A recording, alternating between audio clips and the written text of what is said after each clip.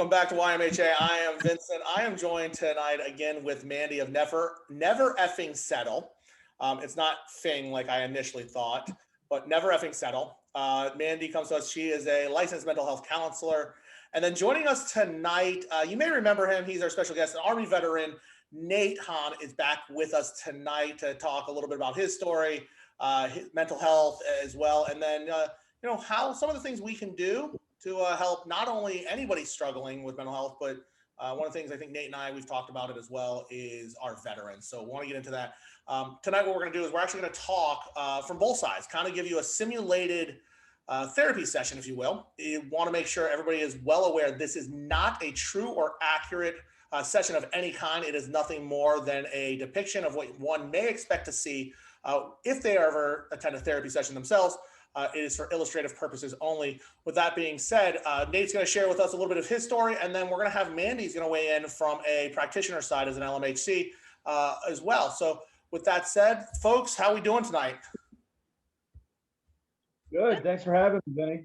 Yeah, good to see you again. Good to see you. Now, I want to throw this out there really quick. Mandy, I know you and I are here local right now down in South Florida. Nate, while he is from South Florida, usually is here, you are currently up in Georgia studying, correct? Yeah, I'm up here at a heavy construction college doing some national certifications for heavy equipment and a couple different cranes. So I'll be here for the next 2.5 months or so. Okay, good. So look, let's jump into it. Nate, you were kind enough when we first started this company and this support group of sharing a little bit about your story. Want to take it a little bit further and delve in just a little bit deeper with everything that's going on. I do want to throw this out there for both of you. I am excited to share. Nate has started a project. He is doing different type of mental health type paintings that you'll see all over his Facebook. We're starting to share them as well. So we are partnering with Nate. Proceeds, he is helping to go back towards veteran resource programs as well. And then our new professional partnership, we actually just partnered with Mandy and Never Effing Settle to bring you licensed care as well. So all of her contact information and a link to Nate's Facebook and Instagram, so you can see some of his paintings will be thrown up later on all of our social media and on our website. But folks, let's just jump right into it. Nate, if you don't mind, you want to get started? Tell us a little bit about yourself or a little bit about your background, your history, and then we'll have Mandy weigh in. Yeah, absolutely. So I'm 39 years old. Born and raised in South Florida. Just to get it out of the way and throw it out there, I've been fully diagnosed with PTSD, substance abuse disorder, anxiety, depression, you name it, I probably got it. And I had it before I went into the military. A lot of it expanded and got quite a bit more serious when I got out of the military, just to some of the stuff that I've gone through while I was deployed, that kind of thing. Over the last couple of years, it's been pretty rough. I've been in and out of quite a few treatments. I've had quite a few relapses and found myself in some pretty bad places. I've lost some pretty amazing careers. I've lost some amazing women in my life. I've lost some family members. I've been there, done that. And it's not easy, and it wasn't easy, and it still isn't easy. It's an everyday thing. And, thankfully I can say today that at least over the last year, while I might have had a hiccup or two, I've been able to learn from my past transgressions and from going to these different treatments and talking to different people and doing different things. I've learned how to deal and how to cope with a lot of this stuff and how to get through it. And it's so awesome to have somebody like Mandy on here who's a licensed mental health counselor, because a lot of people either don't know they exist or they're afraid to go talk to them. And, that shouldn't be the case, because I think, Vinny, you and I have talked in the past a lot, especially when you need help or you feel like you need help or you want help, we have to understand that we can't do it by ourselves. And, I learned that the hard way a lot. Quite a few times I sat there in my own misery, in my own shit for months at a time, and just went down a real deep, dark road. And it led me nowhere but to the hospital, to different treatments, and pretty much losing almost everything. You know, and it wasn't until I was able to start talking to people and reaching out and say, hey, I need help. Like, what am I doing? It wasn't until I did that, until I started to heal somewhat and started getting better and actually saw that there was a flip side to, my destruction. So, it's good to have somebody like Mandy on here just to open up with and be able to talk to. And, I'm hoping that we can reach out and to everybody out there that's going through something, that they just realize that, hey, it's okay to go talk to somebody. It doesn't necessarily have to be a licensed professional. I mean, if you're having trouble, just reach out to a friend. If it gets more serious than that, there are other options out there. Right. But you got to speak up, and you can't sit in your own shit and just dwell on it, because it's just going to make things worse. Right. So let me ask you, Nate. You said you basically, if it's out there, you've been diagnosed with just about everything. If it's out there, you've probably been diagnosed with it. Substance abuse, PTSD, anxiety, depression, all these things are out there. From your standpoint, as we sit here and we get ready to have Mandy weigh in, when you look and think back through all the things you've been through, um, we talk about, uh, you know, we talk about any addict, right? We want to believe as an outsider, as a support system, that you're going to make it, but we also know that it's really up to you, right? It's never our choice if you're going to make it or not. So for yourself, you mentioned it. You and I've talked about it a lot, and one of the things that I think for myself that I really do respect, I have such a high amount of respect for you, Nate, because it's everything you say is, look, I'm an open book. I will tell you whatever you want to know, hopefully in hopes that it will help somebody along the way. If you help one person, then it was worth it, right? You talked about it, and so we follow each other on Facebook, Instagram, social media, and whatnot. But you have to hit rock bottom almost, right? So I know you had mentioned a few times in some of your posts over the past, few months, actually, couple months, I would say. You've hit rock bottom, and that's the only way you were able to kind of start crawling back out. So with everything that's kind of going on with you that you've been diagnosed with, having hit that rock bottom, when you find yourself, how would you say that, when you got to that point, what did you do? What kind of was that trigger, or that light bulb going off saying, hey, I got to turn shit around? What was it for you?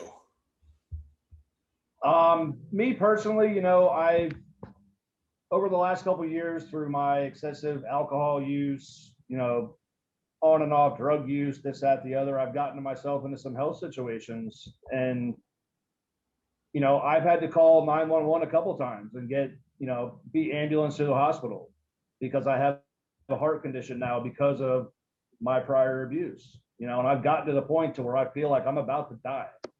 Right. I've hit ERs to where my heart rate, my beats per minute is 200 beats a minute, Wow. which the doctor is just staring at me like, why the hell are you still alive right now?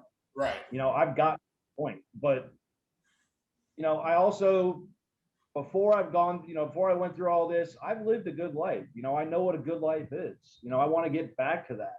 Right. And as deep and as dark as I get, I know that I can pull myself out there. But I've also realized that, what, if I just sit here and keep doing the same shit, I'm going to die. And I really don't want to die. A lot of people that are diagnosed with PTSD, with substance abuse, whatever, at one point or another, they've contemplated suicide. Mm-hmm.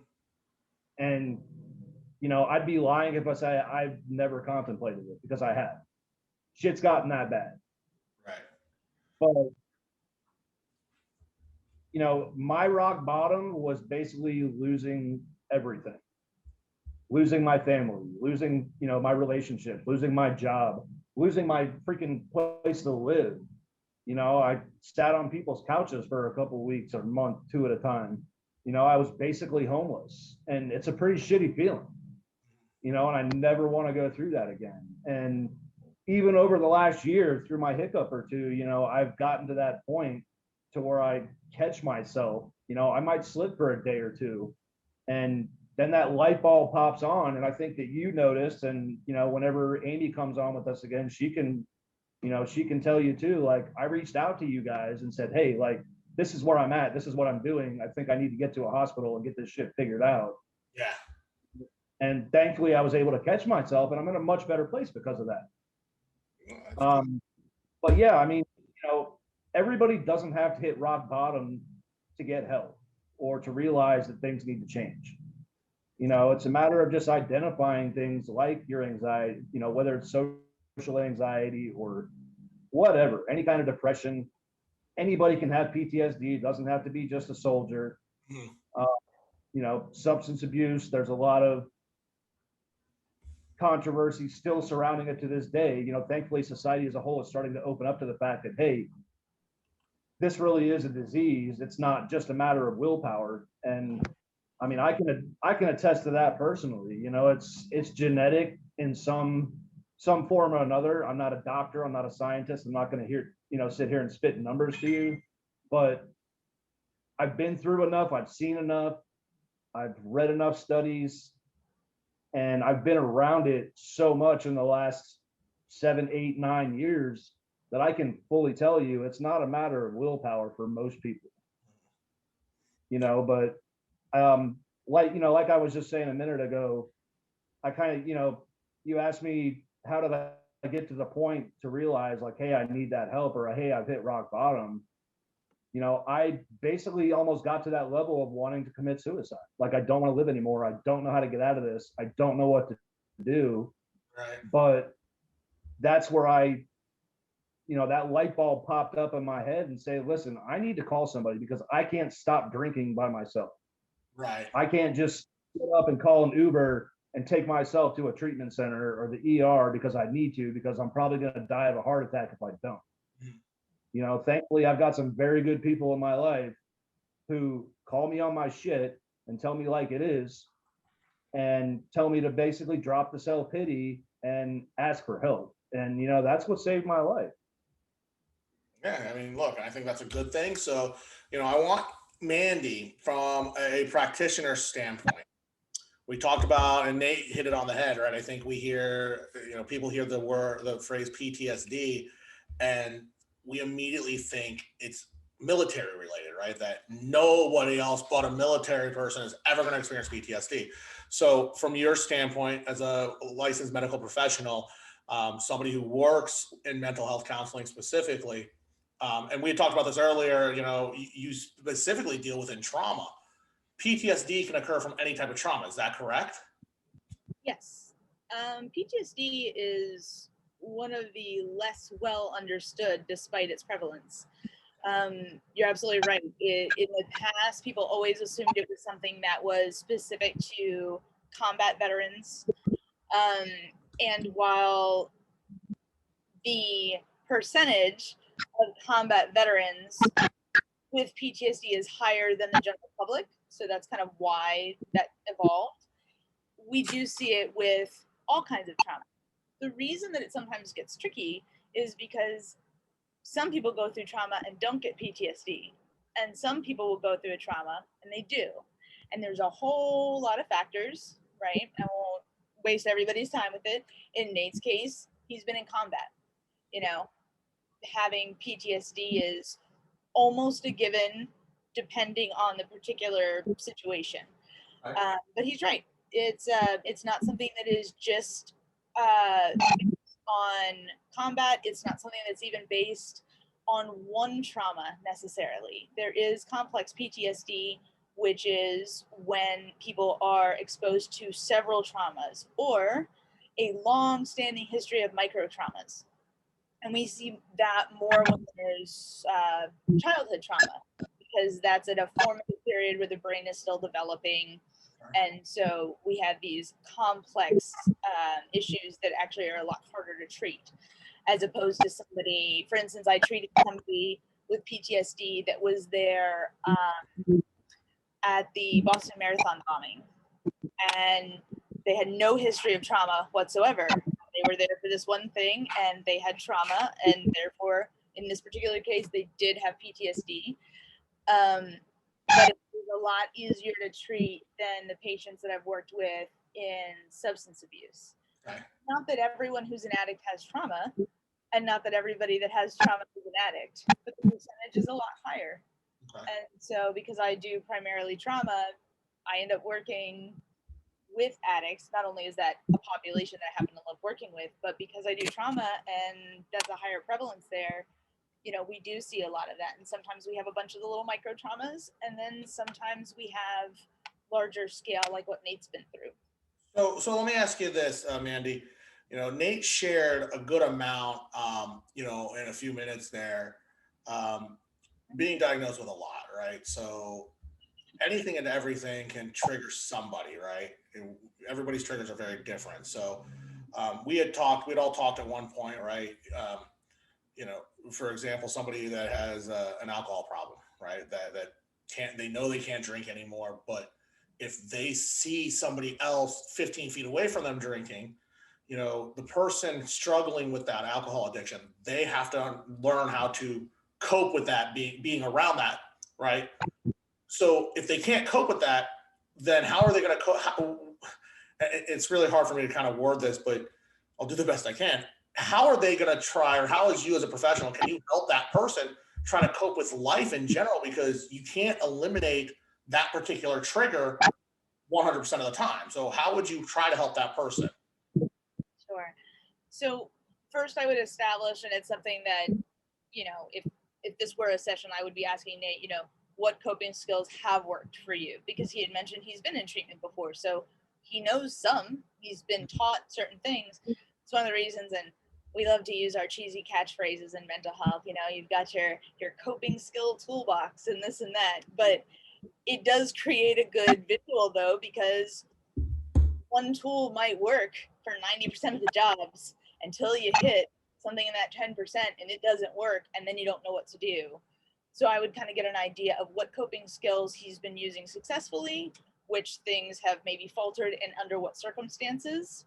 And then we would talk about maybe learning new coping skills, maybe on the off chance that I can teach him something that he's never heard before or read about or learned in treatment. And the other thing is, above and beyond acquisition of skills, we would try to work on, how do we field test it? How do we take what you've learned in a session or in treatment and then make sure that the patient can then utilize it in a real life situation? And even worse and more so is when they're under duress. Okay.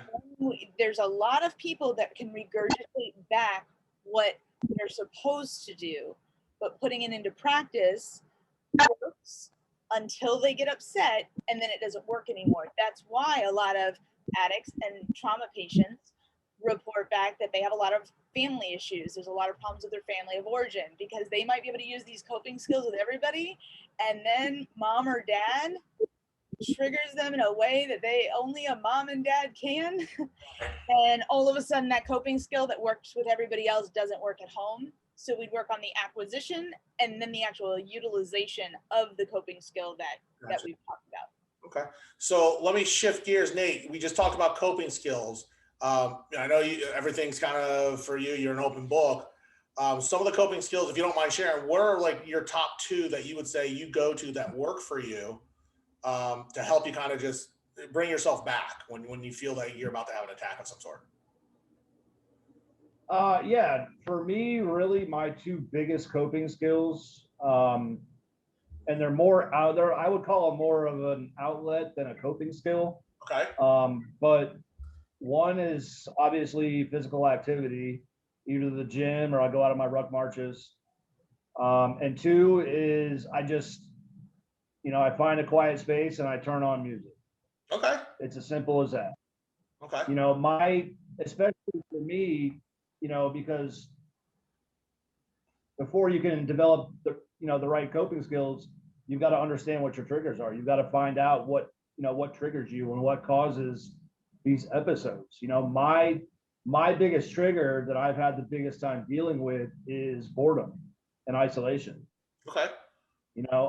Especially not having, worked full time over the last couple of years, being on disability, I found myself in a lot of free time, and I get into a comfortable place where it's like, like my bills are paid. I can go home and paint. I can just do whatever. I don't have to worry about going out to work if I don't want to. You know, I'm not worried about school right now. I get beyond comfortable, so to speak. You know, and I turn on the TV and I sit down and I start relaxing. And I'm like, you know what? I've got nothing to do. Like, why not have a drink or two? Why not just hang out and get a good buzz? And, you know, which obviously always leads me back down the rabbit hole. It's never a good thing. Right. But I know myself that I have to stay busy. And in terms of staying busy, you know, if I'm not working, I'm at the gym or I'm painting, you know, commission pieces for my business. I'm out there trying to help other vets and try to work with different veteran organizations when I can.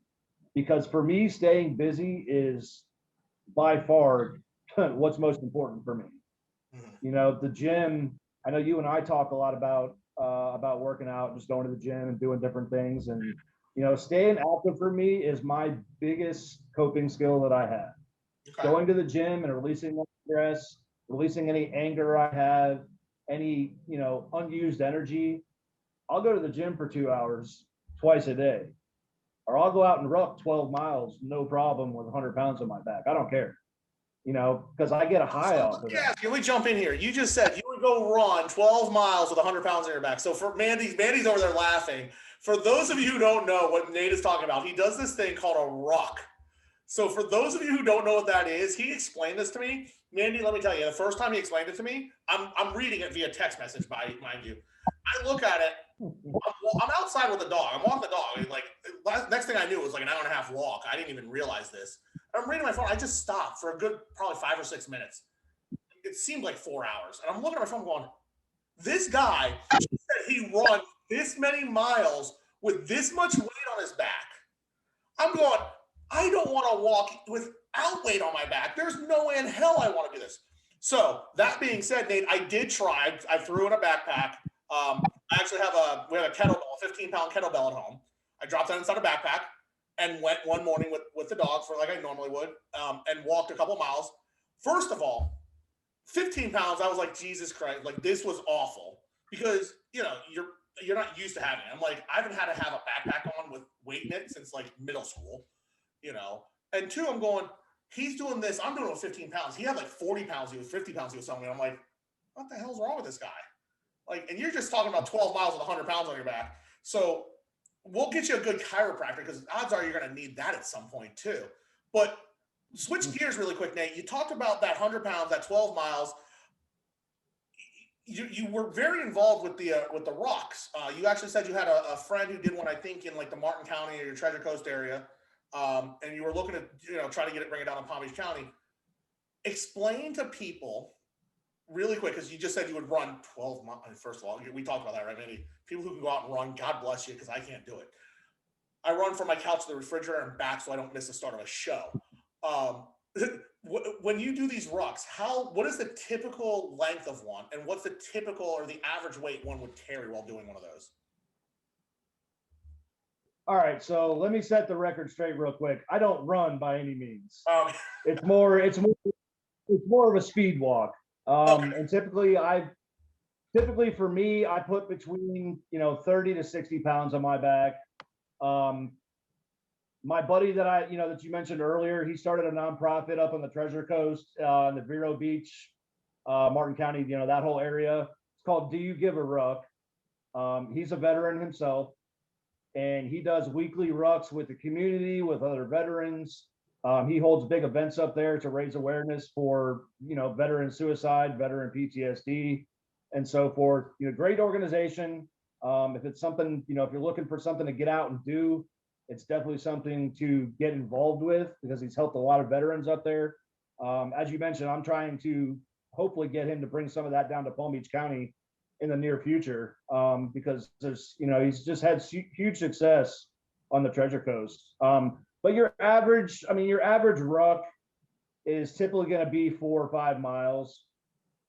That's pretty much the standard. When we were in the military, when I was in the Army at least, we had an average 35, 40 pounds on our back, full uniform, in boots. We do either a 4, an 8, or a 12-mile ruck. The 12-mile is typically, the standard. It's what all the schools test you on if you go to the special schools. Okay. I know it sounds crazy. I know it sounds a lot, but you and I have a mutual friend, Ashley. I want to say about a year ago, she came out with me. She brought a backpack, had like 10, 15 pounds on it. We ended up doing, I think, 6 or 8 miles, and Wow. she did it no problem her first time. So it's not just, you got to be in super shape, you got to be a soldier. It's for anybody that wants to get out there, get a little exercise. And I mean, literally, I go out to the intercoastal and I go up and down Flagler Boulevard. So I'm on the water. I got a nice sea breeze. I got an awesome view. I got my headphones in with my music player, and it takes me to another world. Like I forget about everything going on. I can clear my mind, and if anything's going on and bothering me, that's my 2 or 3 hours to where I can just go put that stuff aside and kind of get over it, so to speak. Okay. Okay. So Mandy, you're Yeah. listening to this. You've got this smirk on your face, ear to ear, that is impossible to miss. Well, have you seen the size of my teeth? I mean, I don't know how I can hide them, but okay. I mean, your words, not ours. You're sitting here. Nate's talking about throwing 30 to 60 pounds on his back, doing 12 miles, running, doing all, or speed walking, as he says. You're over here laughing, looking at us like he's nuts. I mean, I'm not gonna lie. No, actually, no. So there's a lot to unpack there. Actually, he said, well, they're maybe not coping skills, but what he described actually is things that we recommend. Okay. I will put in the disclaimer for everybody else out there, and probably Nate as well, if since he's been through treatment. I do not have the popular view on substance abuse. It is treated a very particular way, and that's generally what practitioners are told to do. I don't have the same viewpoints because I don't think our numbers are good enough to say that this is the only way to do it, and I don't think our numbers are high enough to stop trying to find another way to treat this. If I created a drug to treat something and I said it's between 35 and 55% effective, the FDA would say, get the fuck out of here with that. We're not going to endorse that, but that's what we do in treatment. And so I am fully cognizant of the fact that it's because we don't know another way, but I just don't feel like we are doing enough or doing it well enough. I think that we do the entire population a disservice. So, with that disclaimer in place, what he's describing, oh good, I get the thumbs up from Nate as opposed to what is this crazy bitch talking about? Like, there's only so many times you can be told to call your sponsor. Anybody who's been in treatment knows, and this is what we talked about with acquisition and actual use of a skill, right? The number of my patients, and my patients all know that I love them and I'm going to joke with them, but they'll say, I'll say, okay, so what are you going to do? Well, I'm going to call my sponsor. No, you're not. And they always look surprised. I'm like, this is your X number treatment, insert number. I'm like, the last 10 times you said you're going to call your sponsor. You never did. So stop telling me what you're going to do or what you think you're supposed to say, because you're not going to call them. So we need to find another thing that's going to work for you. So one of the things I actually recommend, which most AA, NA, and other substance abuse therapists get very worried about, is they worry about replacement addictions. So somebody doesn't use a substance, but then they pick something else, right?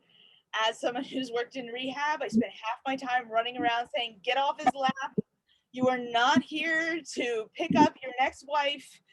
Please focus on what you're doing. We are not switching. We took your drugs away and now you're trying to fuck everybody. Knock it off. Oh my God. Right? And funny enough, it's also one of my pet peeves about PTSD. They come in, I have PTSD. I'm like, you've known that guy 30 seconds and you're in his lap. You don't have PTSD. Get up. We're in the middle of group. Right? And Nate's smiling because what I'm describing, I've worked at different treatment centers. I've worked with thousands of people, and the same thing, you see the same recurring themes. As he's pointing it out, right? And all my clients, I have a great rapport. Everybody contacts me when they get out, and we all stay close, and I try to stay a resource to everybody I've worked with, and they're always like, yes, Mandy, we know. I'm still going to do it, though. And I'm like, and your honesty is refreshing. Just know that I put it out there that I want you to do something different, and we all laugh about it, right? But one of the things I recommend that they worry about a replacement addiction is that here's the deal.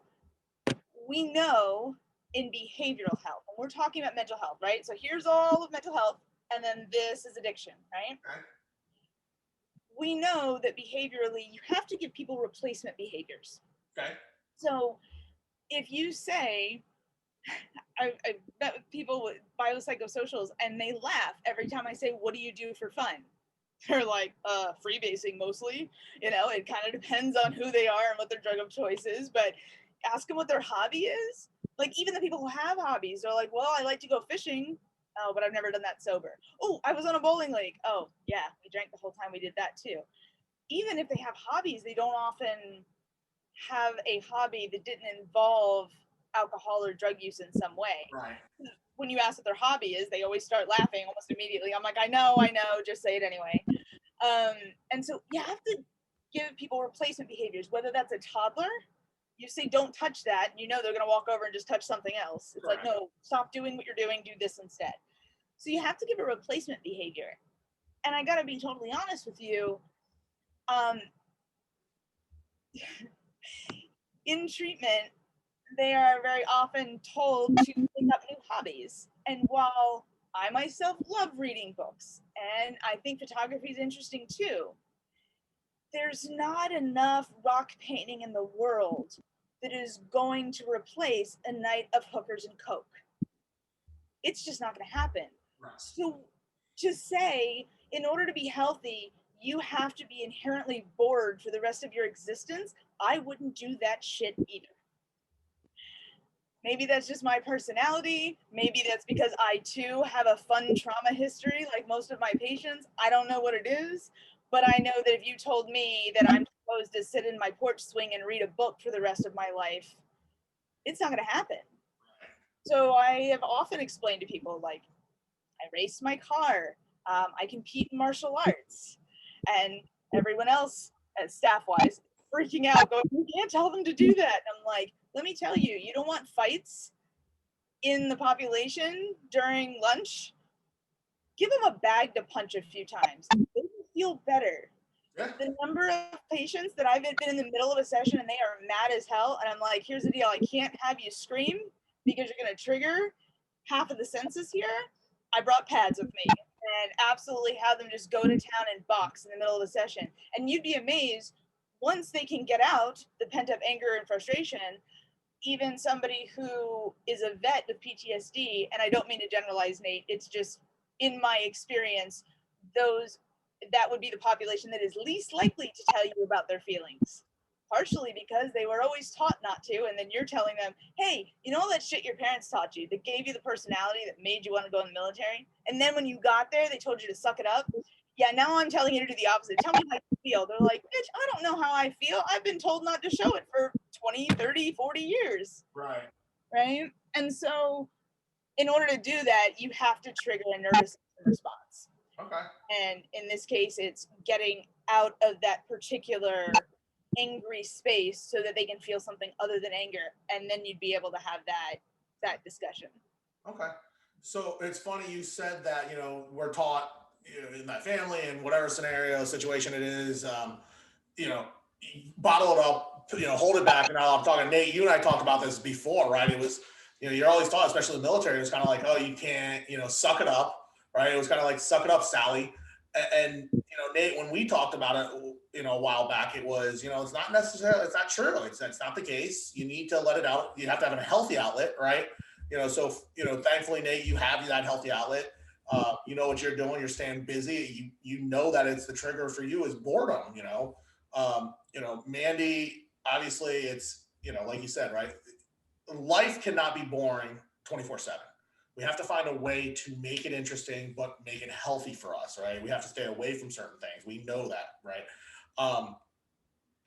So what I want from each of you, one last thought, your final thought, right? So from both of you, it's real simple. You see somebody, or you have a friend, a family member, colleague, whatever, a random person who you see needs help. And they are just too ashamed, embarrassed, afraid, whatever, to ask for it. what would yours, for Nate, from your standpoint, right? You've been through rehab as an addict, you understand it. What would be your one tip? What would you, whether even if you would help them yourself, or what would that one piece of advice you would give to them? And then Mandy, from your standpoint as a practitioner, what would you recommend? So whoever wants to go first, by all means. Go ahead, Nate. Oh, you put me on the spot, huh? Exactly. Well, we're supposed to be simulating a session. That's my whole job, right? Is to make you talk first, and then I get to analyze everything you say. Proceed. Very. I mean, from my standpoint, somebody who's been through it, who's been around it, who's seen a ton of it, and in my opinion, understands it. I think my one tip to anybody out there would just, kind of like we talked in the past, Vinny, is just letting it out to somebody.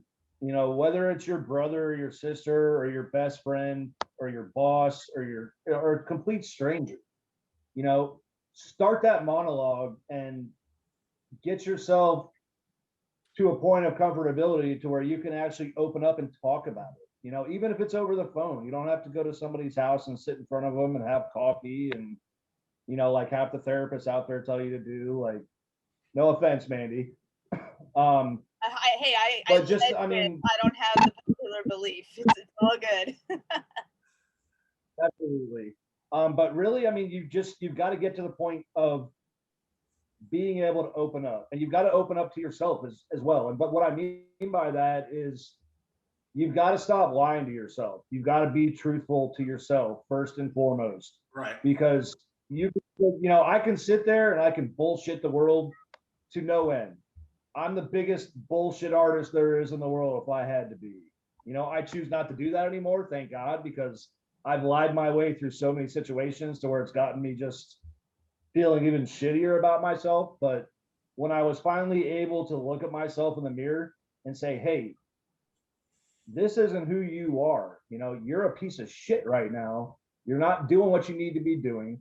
You're lying to yourself. You're running away from yourself and your thoughts and your feelings, and you're just trying to ignore them and numb them out by drinking more and doing more pills, whatever it may be.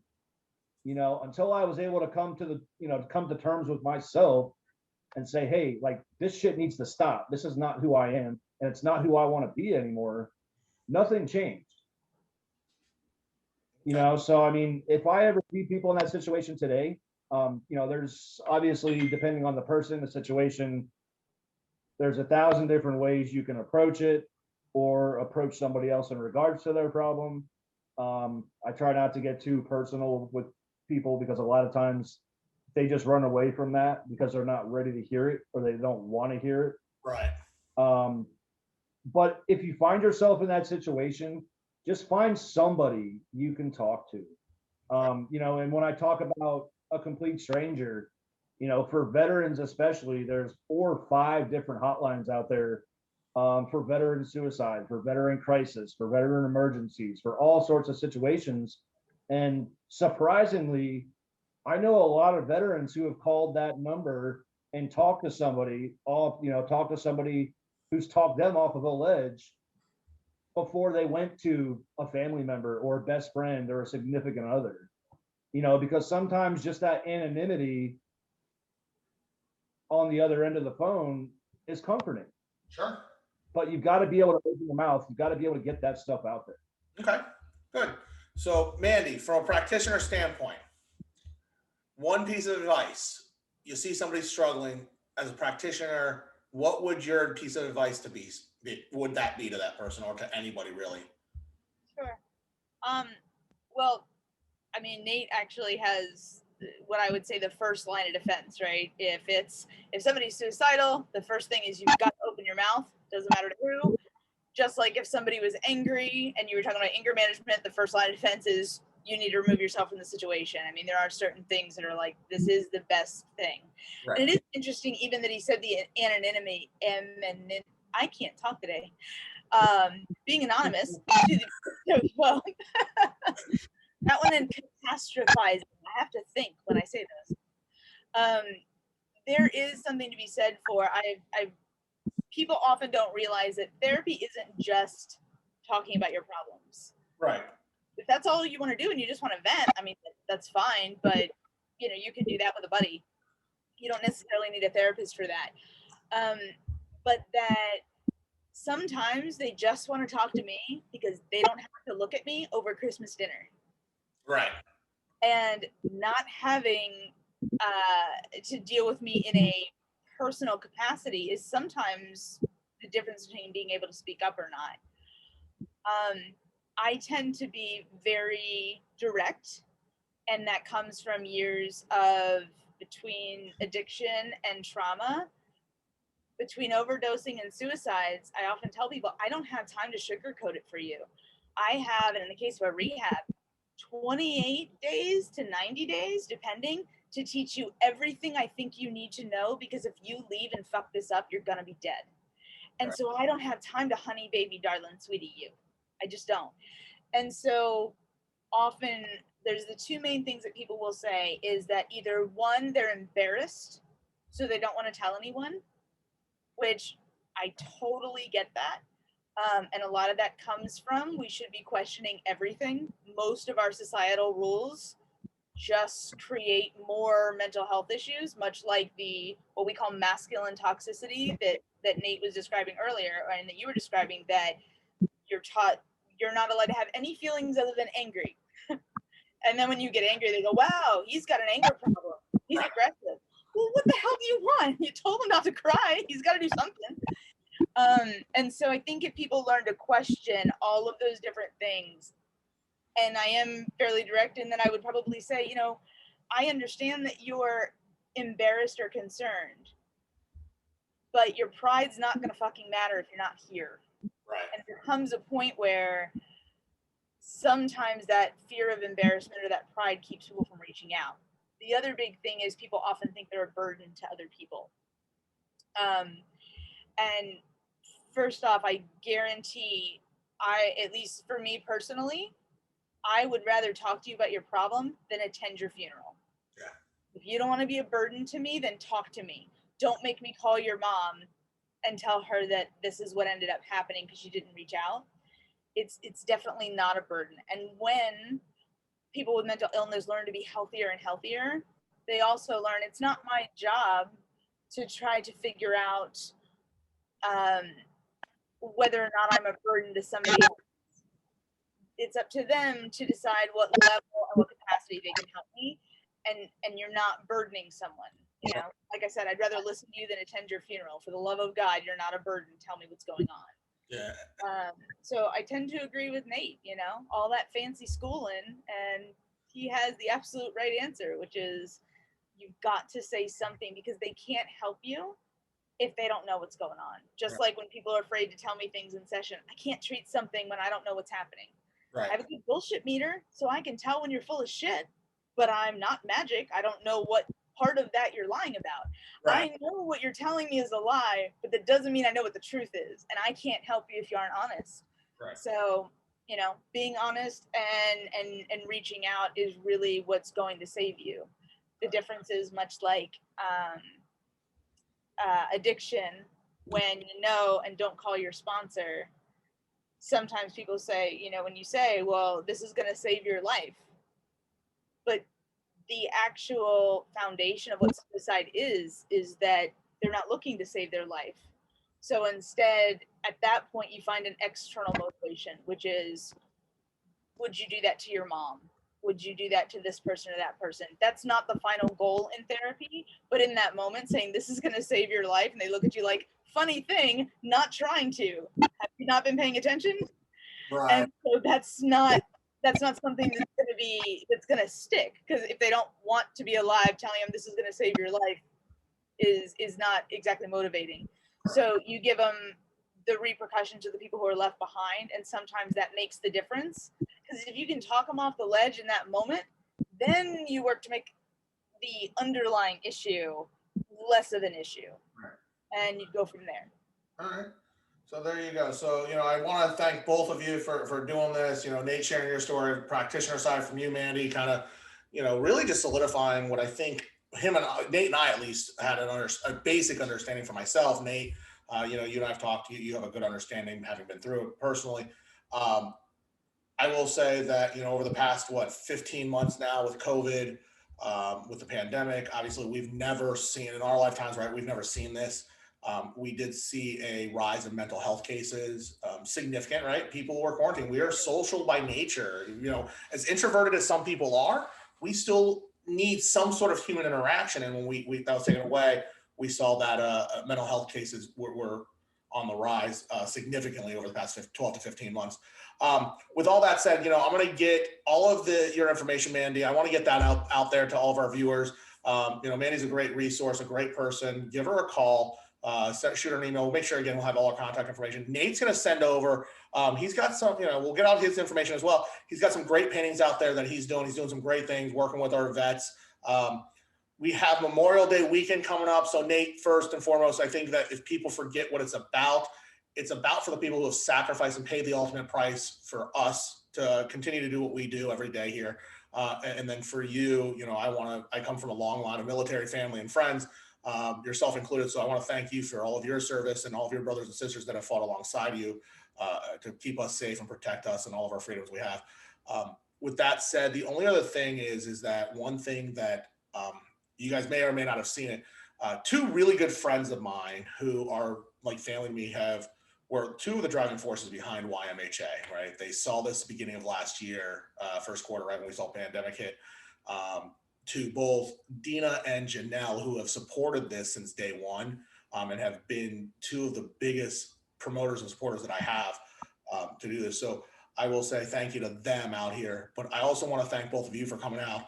Nate, I know we're getting ready to launch that partnership, get some paintings out there. We want to kick back some of that, that revenue back to different veteran resources, help veterans because they need our help first and foremost. That's my personal belief. I believe that some of them are paying the ultimate price.